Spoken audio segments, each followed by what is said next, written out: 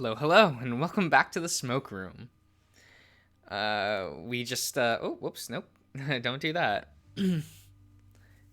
Samuel just had his fun, normal routine. Gotta talk to Todd for a bit, and Todd's I like Todd a lot, and I think that scene's really funny. Just saying. But yeah, we'll just get right in there, shall we? I remember how the smell of burnt sugar and butter used to tempt passing town folks to stick around a while. A year ago, Miss Green's front window, always used to stay open. Except her husband didn't like it that much, so she dropped the habit. But it's hard for old habits to die, ain't it? Strange. The window is open again. The heavy, the heavenly scent of cinnamon, butter, and huckleberries tickle my nose. Hello? Hello? A a girlish chirp comes from the window, and I see something shuffling around inside. Mr. Bronson, you've brought Mr. Adler for a visit, and someone new as well. The rat that greets us at the door is plump and pretty, but her outfit is difficult not to stare at. It's a bright red dress, but made it entirely out of yarn, with mismatched buttons on the wide straps. It's like a dress you could easily picture on a child or a doll, but the effect is particular on a grown woman. You look happy, Marcy. Right as rain. Come in, come in. You boys must be starving. William leads the way.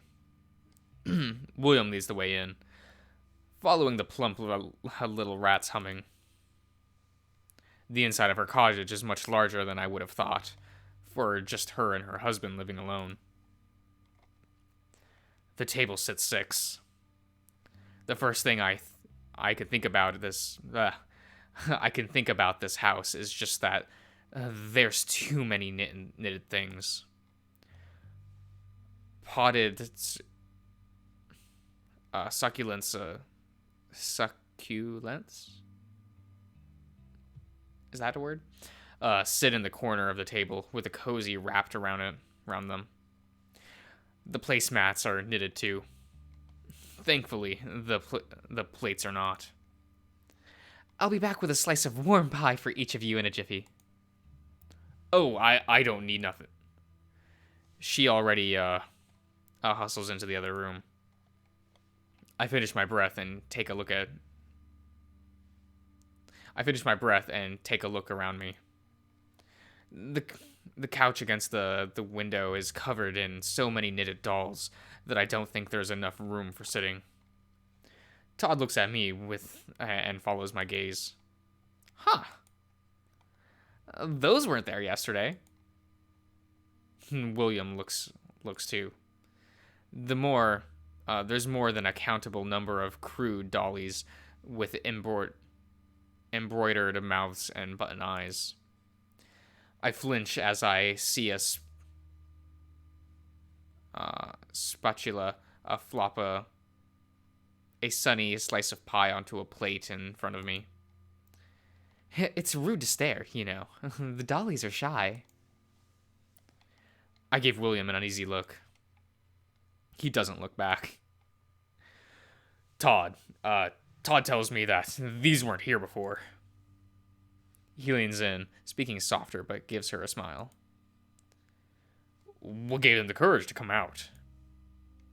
She puts a piece of pie on each plate. She carefully puts the dish down on a cozy and takes a seat, sitting up straight and setting her paws on her lap.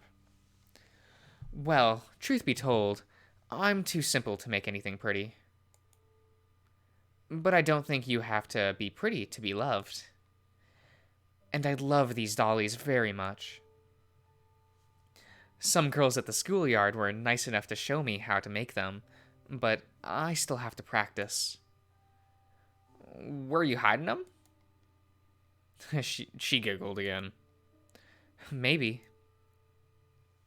My eyes and ears registered what's going on around me, but I'm not sure my mind can yet. Going back to things you loved, Marcy.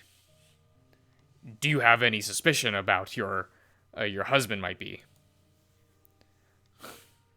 Her smile goes away, and her eyes widen, then look away, as if trying to recall something.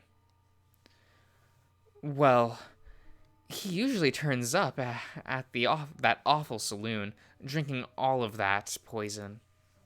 Sometimes it takes a while for him to get back, but he always comes back. She laughs.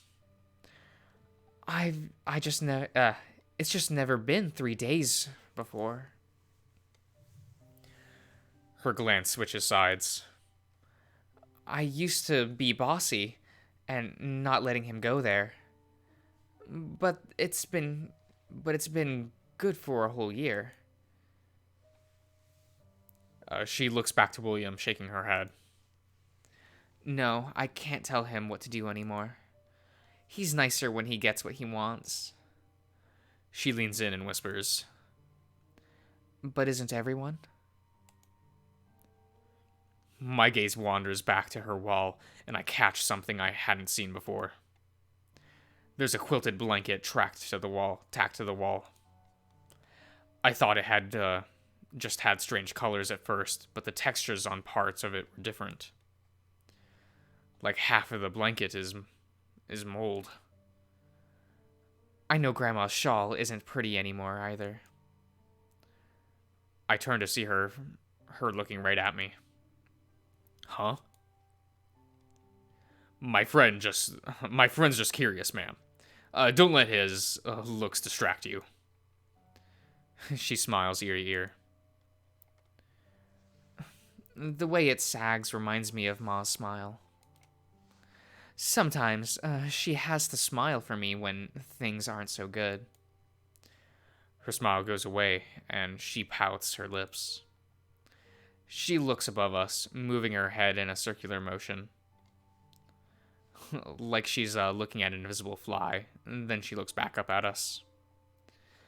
It's fun to arrange things in the house how I want them.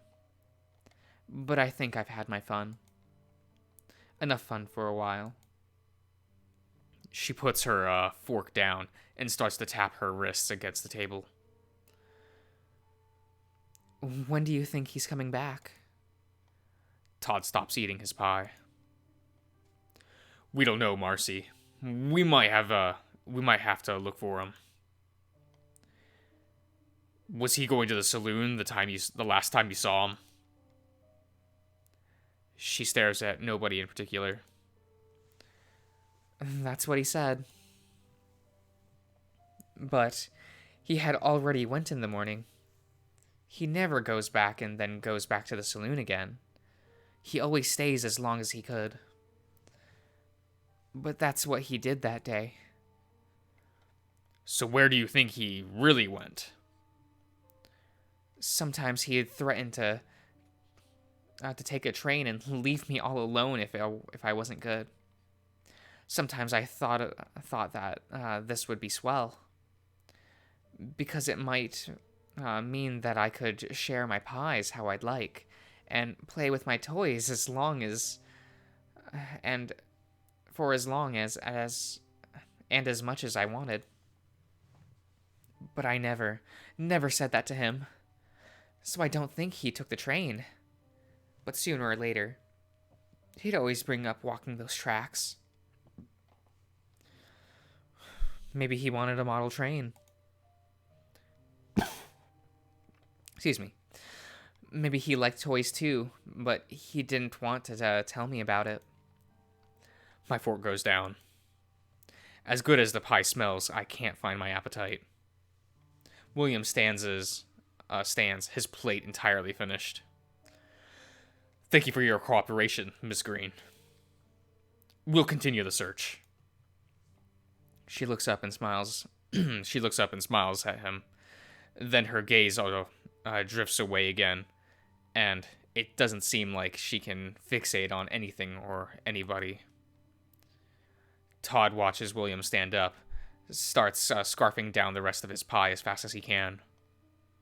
I decide to force at least one last bite, and it's the best pie I've ever tasted. It's, we're far enough away from the house before I find the courage to speak up. What the hell was that? A lead. If a weak one. We'll scout the train tracks next. Are you sure that would be a productive use of time? Why wouldn't it be?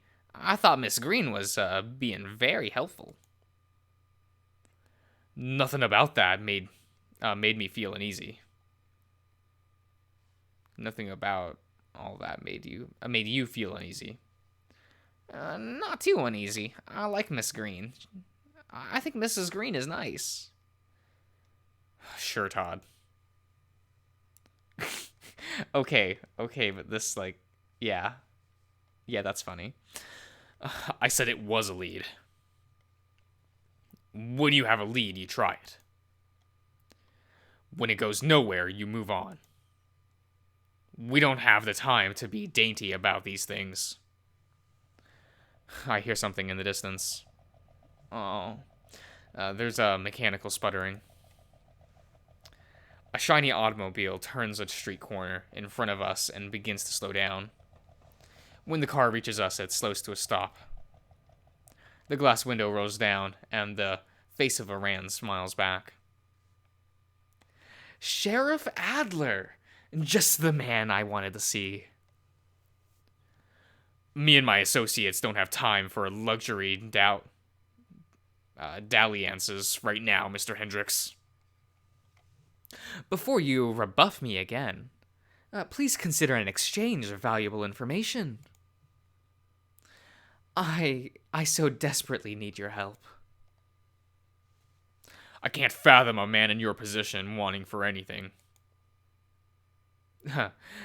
Desperate may be something of a hyperbole. But if you scratch my back, I'll scratch yours. You have nothing I need. Not even recent news of your ex-wife? William stops walking. That's a dangerous bluff to make with me. You're going to be real careful about what you say next.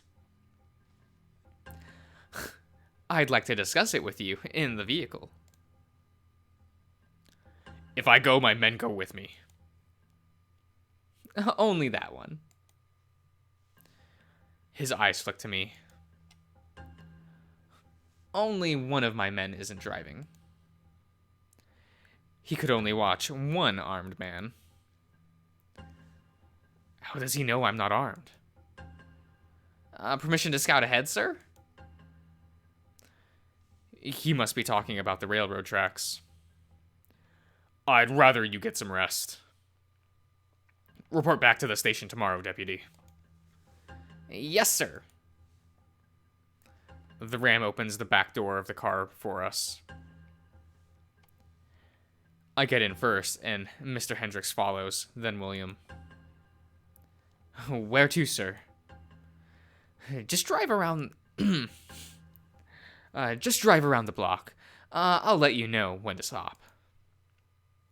The golden eyes of another wolf are watching me from the passenger seat. I look away. As much as I told you before, William, this is an agenda against my livelihood. The ram pulls out a scroll from his pocket. My secretary has compiled a list of suspicious individuals. Though, some oppose me in secret, like the cowards that they are. Others move openly. Many of the latter are jobless, so they have nothing better to do than bite at my heels. I am certain that you will discover many illegal activities if you comb through this list. You better not be bribing me with a check inside that roll of pages. Doing it to a sheriff, no less, could land you in a federal prison for years. Bribery! The ram lifts his chin and laughs. Poppycock! It's merely a helpful list of suggestions. just to improve the efficiency of your duties. I would hate for the townsfolk to think you were aloof around, you were loafing around when we lack so much justice in this town. Stop the car. I see the driver's eye meet the ram, but he nods. The vehicle slows to a stop. I'm embarrassed for you, James. You really are entirely out of touch. Even the well-off folks are sitting around at home, barely able to take care of themselves. Because there's no stable sense of community for families. The people in this town want order, not justice. But order has a funny way of unraveling here. Things seem peachy at first, sure, but then they go to hell in a handbasket in the eye of, in the blink of an eye. Because we have clusters of unskilled, isolated strangers motivated by fear to survive. Your strangers. Your fear. And if that weren't the case, I don't think I'd be employed here. I know this town likes to pretend that it's God's gift to this world.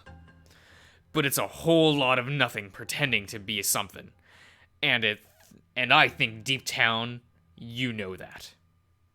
Something always fills the gaps, James, and it's not necessarily gonna be you.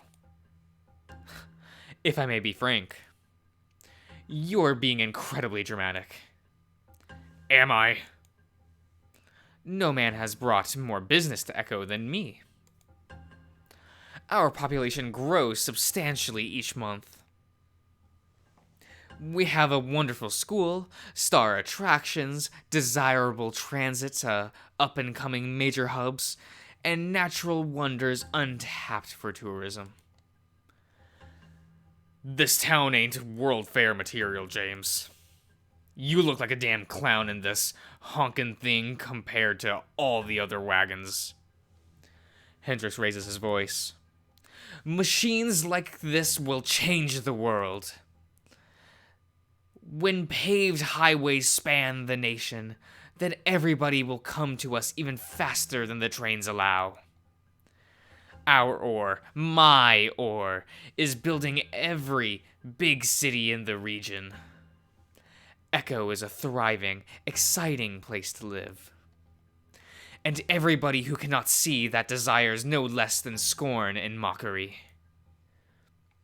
The only excitement these people get comes from the shits that they put in their bodies, and, well...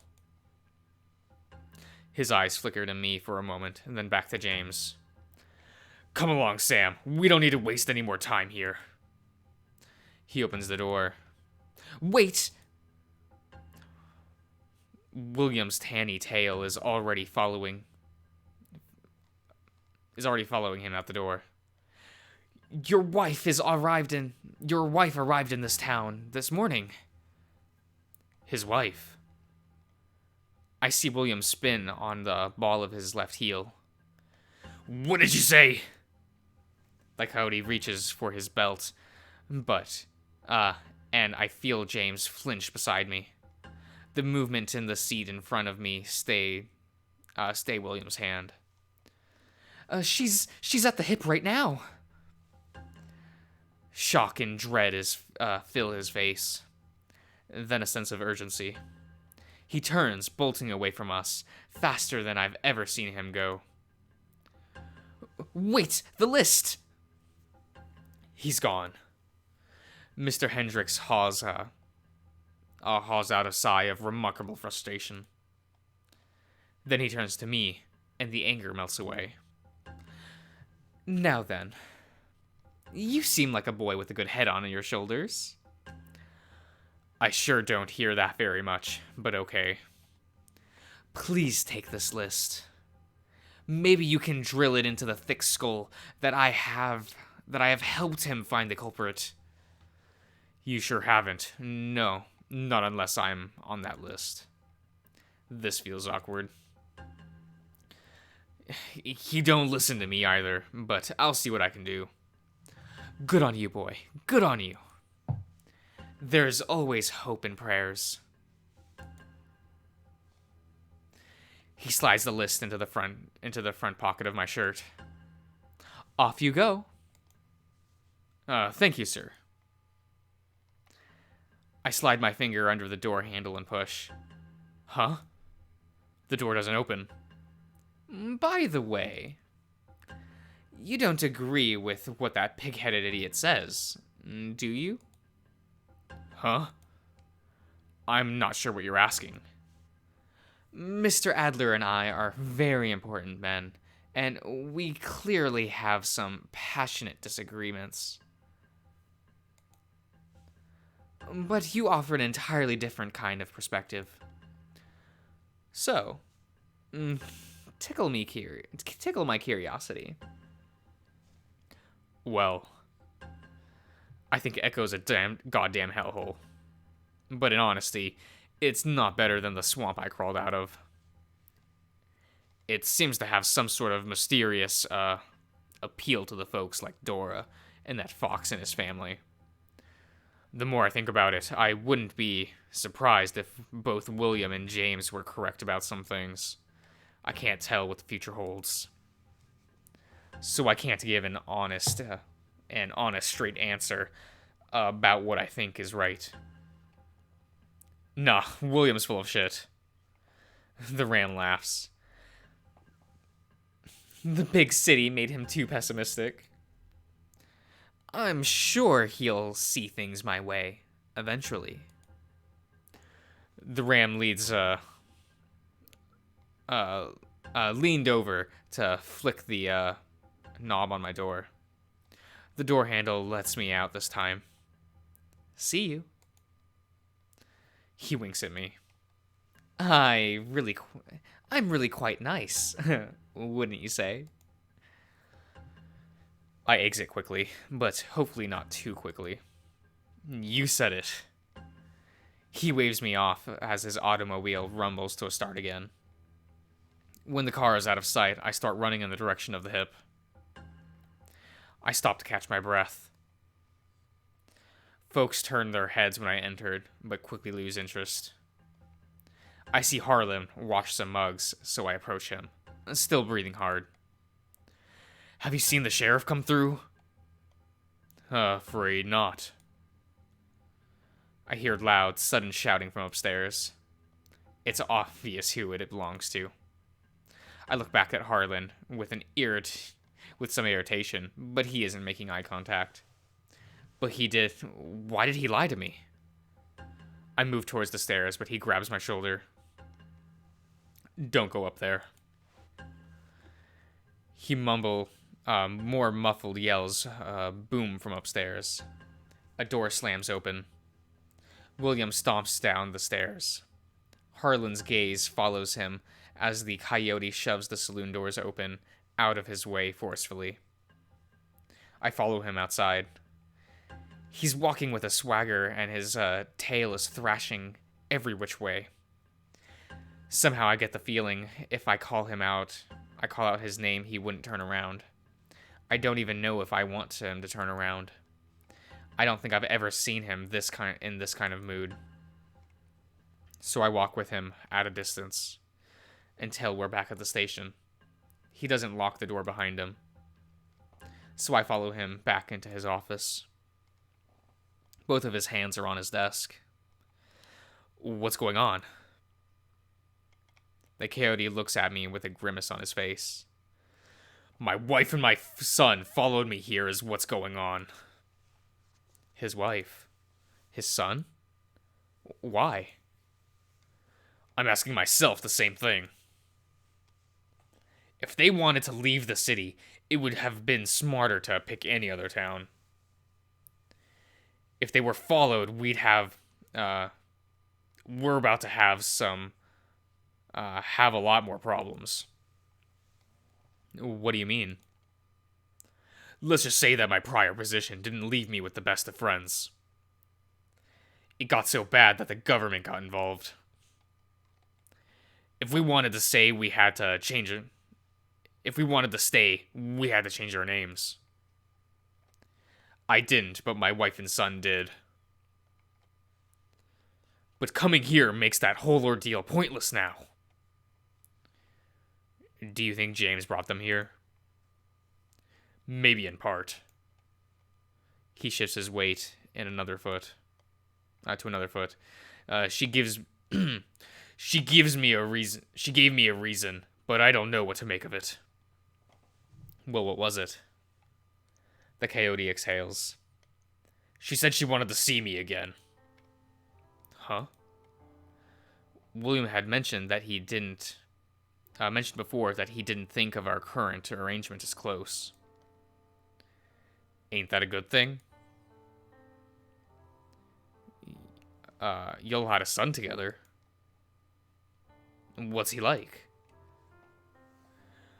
I haven't seen him in 7 years, Sam. He's a grown man, and a stranger to me.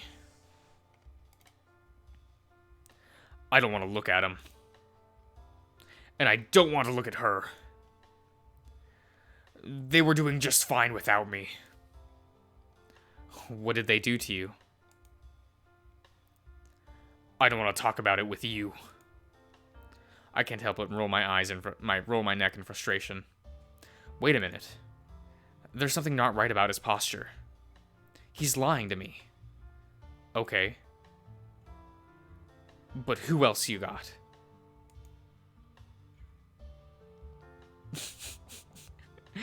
I don't know why, but the CG always just like gets me chuckling. Like, I just look at it and I'm like, what? I don't.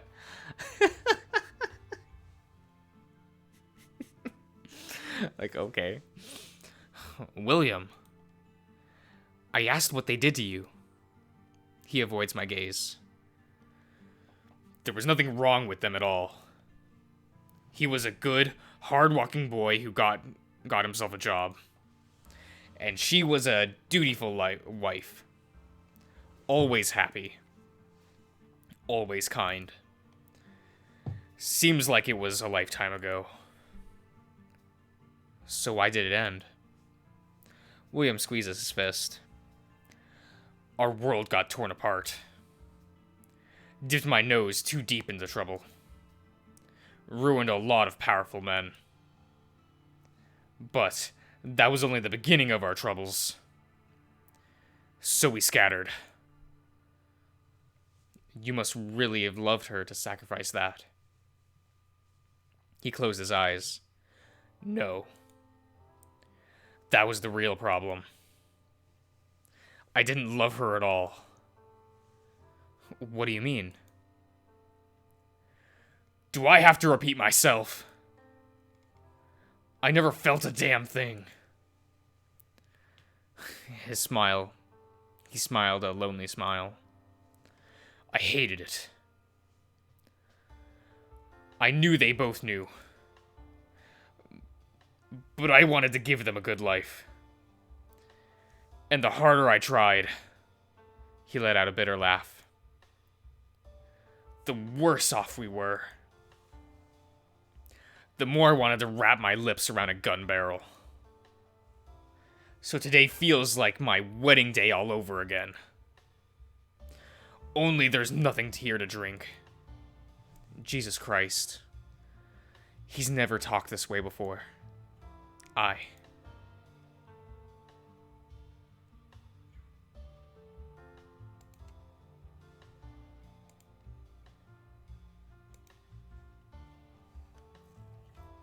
What can I even say?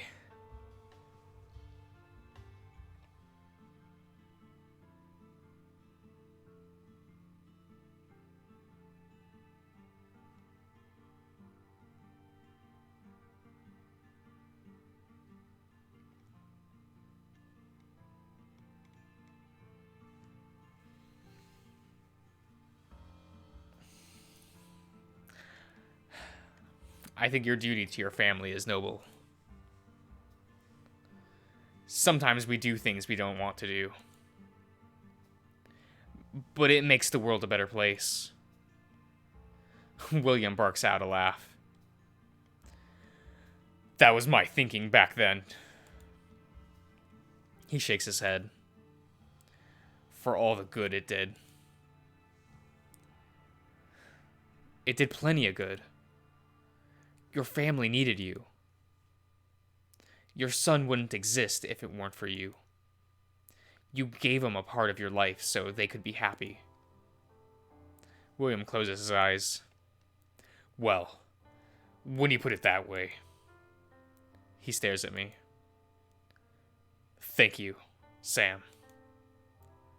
I suppose I forgot my resolve there for a moment. He scratches his fur on his head. Thanks for bringing me to my senses. Of course. There's a soft knock at the door. William growls. What the hell is it gonna be this time? He stalks towards the door in the hallway and it opens. Murdoch? What the hell are you doing? You shouldn't be here. You should be in bed. I'm sanitized, bandaged, and full of medicine. But there's something I have to tell you, and it can't wait. Ralph patched me up and took me walking down the lake. Who? Don't worry about it. You wouldn't know him. But we will in your route, Murdoch. I don't know what to think about Ralph, I'll be honest. He's fun, though. The more important question is why you're out and about. You got shot, for Christ's sake. I hear Murdoch make a breathy, frustrated noise. I wasn't tired, and I needed the fresh air. But but if you're done grilling me, I'd like to get to why I came here. I'm all ears, champ. We didn't get a good look at anything, but we think we heard a struggle. Somebody could have been hurt. You didn't check out the source of the noise? Of course not. I'm injured, and I don't carry a weapon. The decision was probably for the best, but it doesn't give me much to go on. You're certain you didn't notice anything else? Maybe odd noises, odd sounds or smells? It was too foggy to see clearly, but we did hear the impact of a blunt force and cry of pain. We heard wheels, too, like they belonged to a cart. And there was a splash. The fox speaks plainly, but his voice is rising to a yell. So you're suggesting I might find a floater if I look? At least we know it wasn't Sam this time. That's not funny. Didn't say it was. Even if it's something serious. Even if something serious did happen, the lake goes on for miles. Did this happen on the shore close to the town? Closer to the cliffs where the river winds through. William flicks his ear. If you knew they were using a minecar, there must be an easy way to transport it. It would be a huge pain in the ass to wheel something like that through those steep canyons. I see William's eyes get a spark in them. Like he's thinking about something he isn't willing to share with us yet.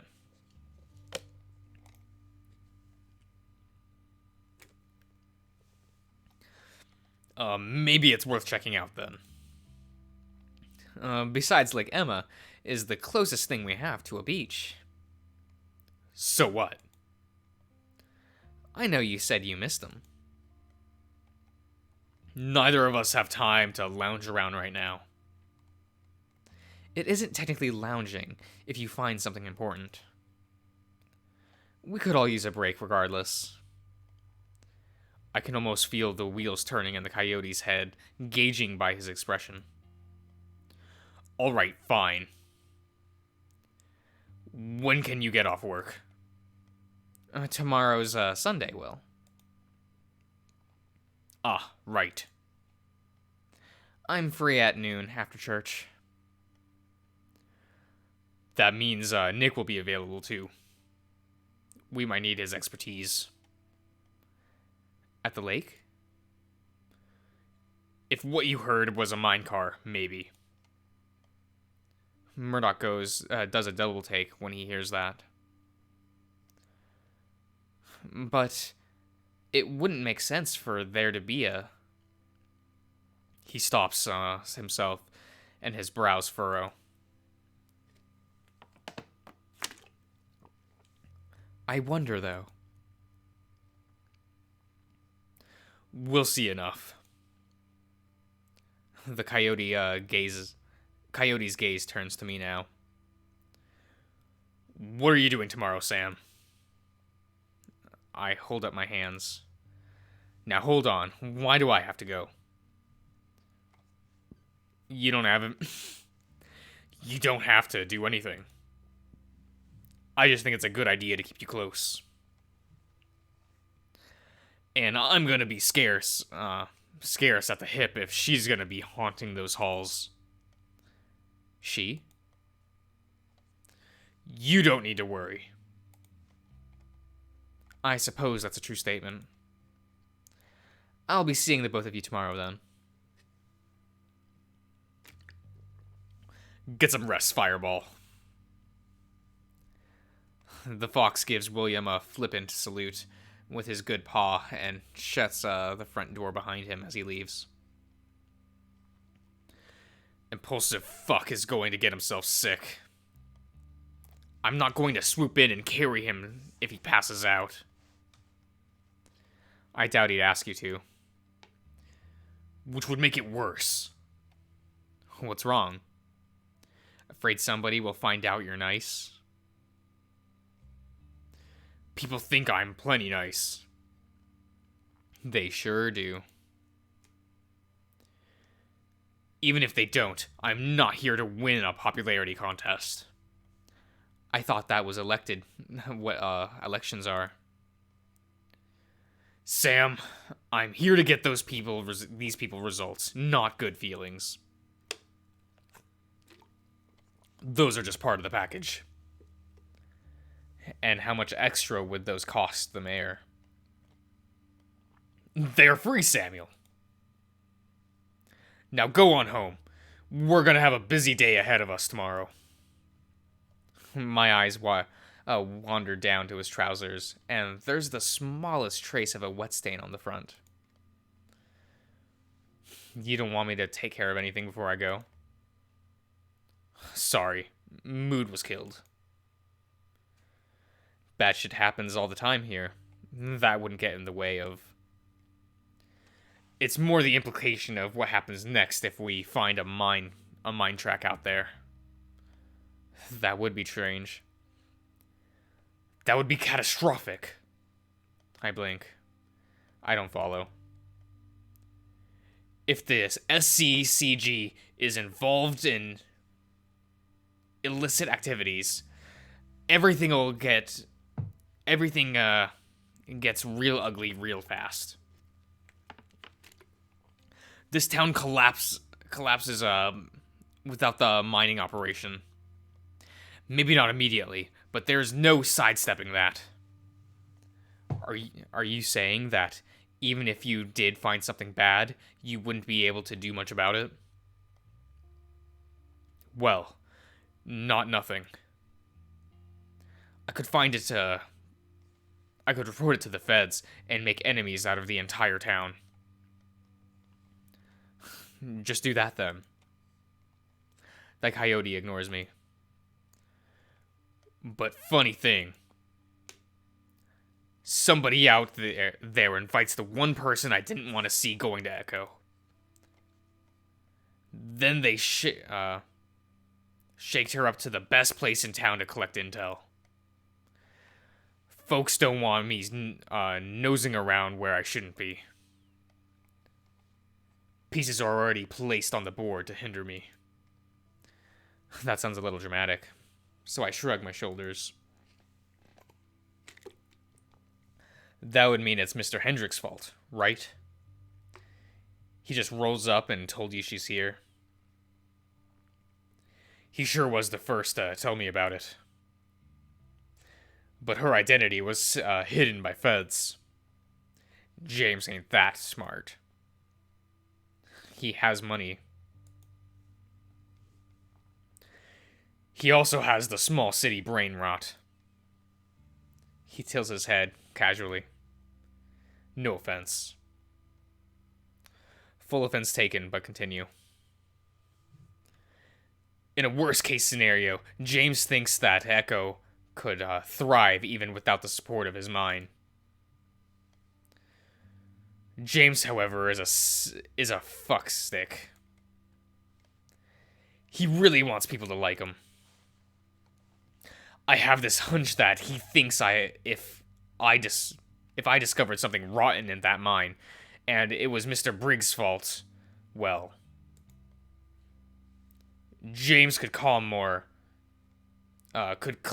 direct control over the operation, publicly propose reform, and look like a hero. Couldn't he? What would more likely happen is that he doesn't know how to turn the ins and outs of a mine, and the whole thing gets shut down in weeks. He wouldn't think that because he's James, and I don't think I'm one of his top concerns by any means. If I'm not him, then who? If not him, then who? I have some ideas. But that doesn't matter. I'm not going to tell you to go home a third time. Alright, I'm going. Relentless son of a bitch. He pats me on the cheek with a paw, which smells like iron right now. Attaboy. He pushes me out the door, and it closes in my face. I sigh. A sigh escapes my muzzle, and I readjust the bulge in my trousers. Jesus Christ, Samuel, calm yourself. Then I start walking back a bit awkward to the hip. Okay. I think that's a good place to end it. So, hope you enjoyed, and I'll see you around.